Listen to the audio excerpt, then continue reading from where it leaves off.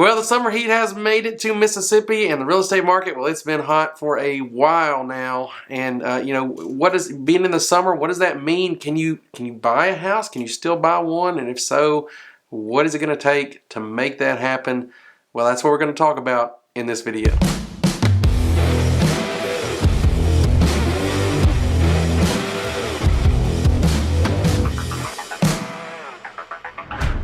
What's up, everybody? My name is Jared Laster. I'm a realtor with Keller Williams right here in the Jackson, Mississippi metro area. Of course, if you're new to the channel, what we do here is we give you information about the area and show you around. If that's what you're looking for, make sure you get down there and click that subscribe button and hit the bell. That way you'll get notified when we got new videos coming out. And we've got them coming out just about every single week. So you'll want to see those if this is what you are interested in. And if you are somebody who really is thinking about making that move here to the Jackson metro area in the near future, or you know that move's coming up, you might want to take that just one step further and reach out to us.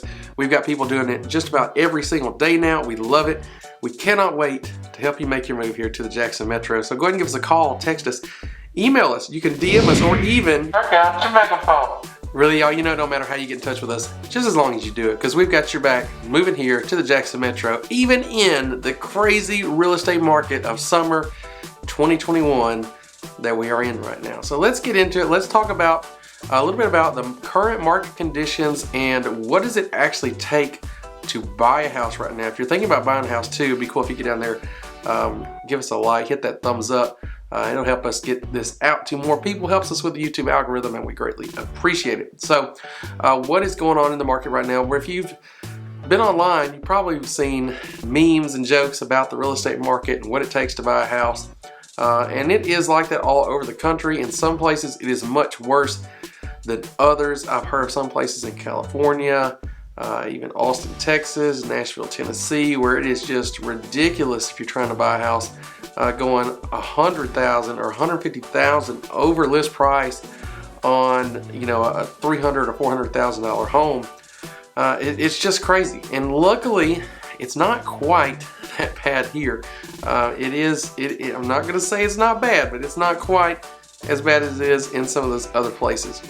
But you do want to be informed on the situation that you've got going on here. If you are looking to make that move here, it's going to really kind of determine, do you want to look at buying a house right now? Is it the right time, or do you want to maybe get here? Maybe it'd be better off to rent. Look for something you can rent for a little while. And then maybe buy as the market cools off, hopefully, or just give you some time to save up some money so that you can be more competitive in the market, because that's ultimately what it's really going to take. So I'm working with people moving here from other areas. That is the question I get, is it competitive there? You know, are we going to have to compete with other people to buy homes? And yes, it is competitive. I do unfortunately have to tell you, it is competitive. Now, I want to give you a good idea of what that looks like, how you could be competitive, what it takes to actually buy a home and win here in the Jackson metro area market. Because like I said, it's not quite like it is in some of these other markets, thankfully. So I want to get into that. First, I want to tell you a little bit about what's going on in the market today. So typically what I will do when I make a market update video like this one that you're watching, I will give you some numbers, you know, the days things are on the market, you know, just kind of market stats like that. It's really not super relevant right now because it's almost misleading. So what you'll see a lot of times when a home goes on the market is they will leave it on for a few days intentionally. It'll be in the listing that, you know, it's going to be open for it, you know, until this date in the future to accept offers, because they want to be able to take in as many offers as they can, because the seller obviously is definitely benefiting from that competition. So they want to get all the offers so that they can get the best offer out of the bunch. So giving you the days on market really is not super relevant, because pretty much any home that is a move-in ready home under $500,000, most areas around here is going to sell just about as soon as it hits the market. It just depends on how long do they want to leave it open to make sure that they get the best offer. So that's the way things are going here. I did look at some data just to see, you know, what are things selling for compared to what they're listed for. And in almost every instance in a home like that, I looked under 400,000. Almost all of them are selling at or above the list price. And you've also got to think these list prices are sellers that are looking at the market, knowing that the market's pushing up. And so they're typically listed at the high end or a little bit above the high end of the comps that have already sold, because they know that, you know, those comps were already done. Now we're going higher, and we're probably going higher after that. So they're kind of listing to be ahead of that market as it has continued to just go up and up and up. The good thing is, if you are buying a home right now, that trend does not seem to be really going in the other direction, or not even slowing down at this point. You know, we may see it slow down some in the future, but nothing is really suggesting that it's going to trend back in the opposite direction. So at least, you know, even though you're paying what seems like a premium today, you know, today's premium is tomorrow's bargain in today's real estate market. So that maybe can comfort you a little bit when you are putting in that offer that's going to be above list price, and getting rid of some of the contingencies that we're going to talk about that you need to actually win. So that's kind of what we've got going on here, you know, in that market. Really below about 500,000, above 500,000 it does slow down a little bit here. You're getting kind of into the bigger homes, the luxury market.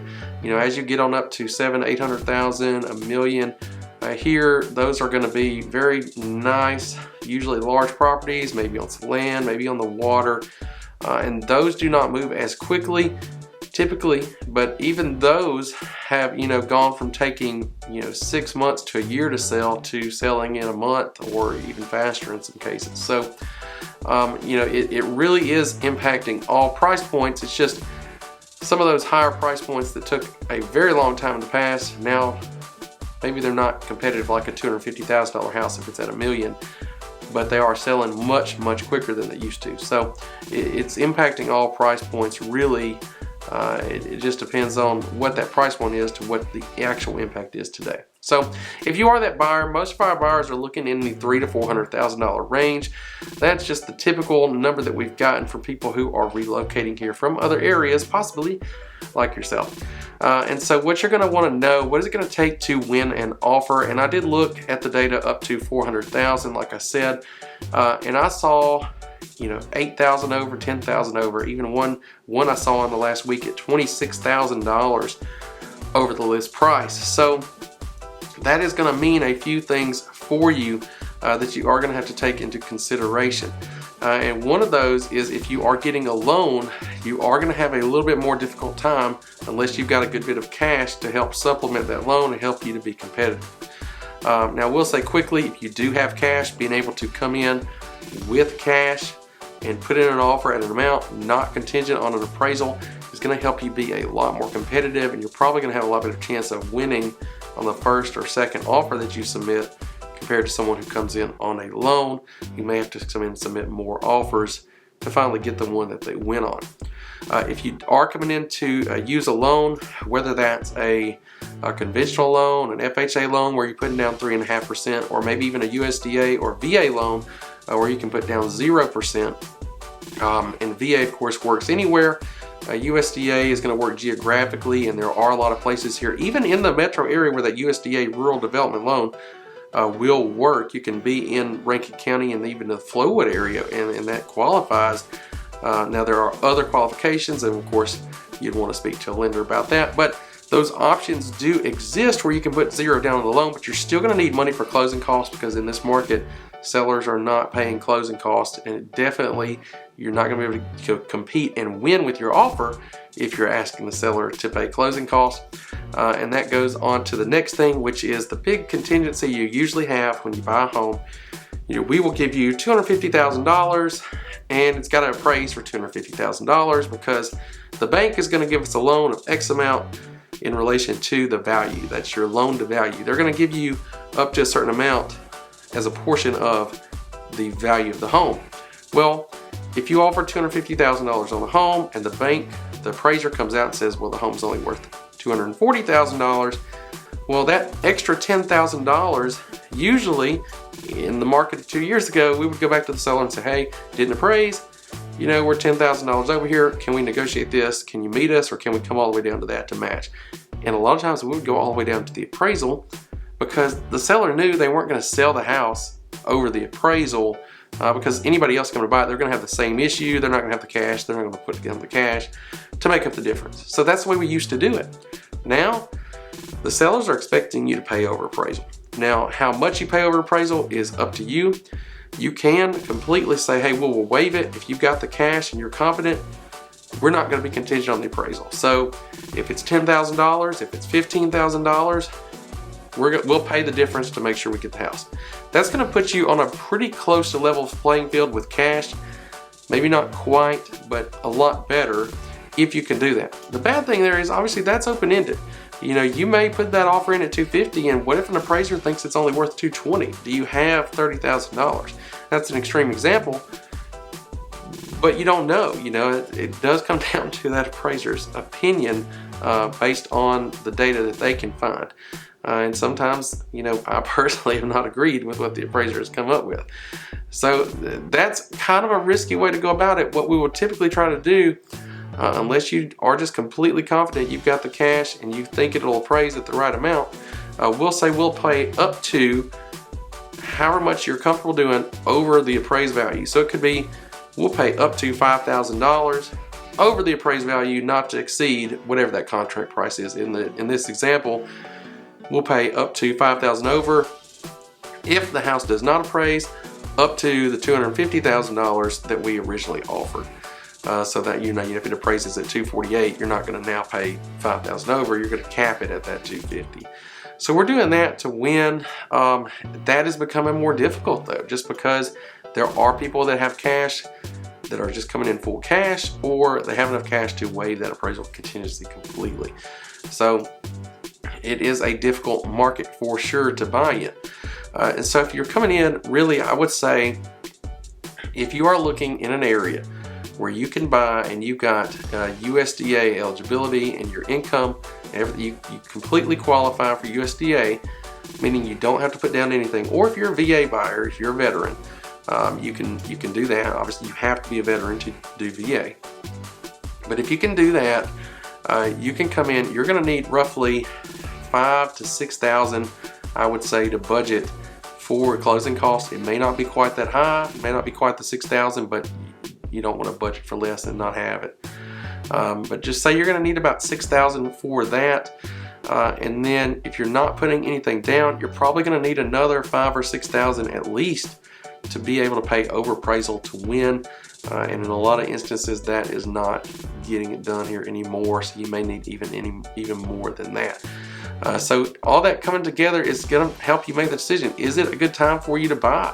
You know, maybe you can make that move, find somewhere to rent for, 6 months, save up more money. You know, if you've been able to save up, say $500 a month, with 6 months, maybe you've got $3,000 more, or in a year you've got $6,000 more. It's going to help you to be more competitive if the market is still like it is now. And if the market cools off, now you're going to be able to go ahead and get whatever you want because you've got the cash put aside. So I just wanted you to have that picture of what's going on. I know that it's really going to vary from situation to situation and house to house. So I can't give you the specific details of exactly your situation without talking to you directly.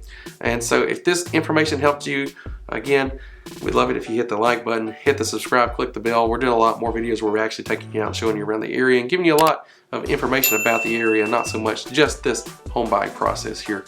But I wanted to give you this little update just because it is the summer. It's been a while since I've done this. If you are that person, you want more details, or if you're thinking about making that move here, you got to reach out to us. So go ahead and give us a call, text us, email us, DM us, or even work out your megaphone. It don't matter how you get in touch with us, just as long as you do it, because we've got your back moving here to the Jackson Metro. Thank y'all for watching this one.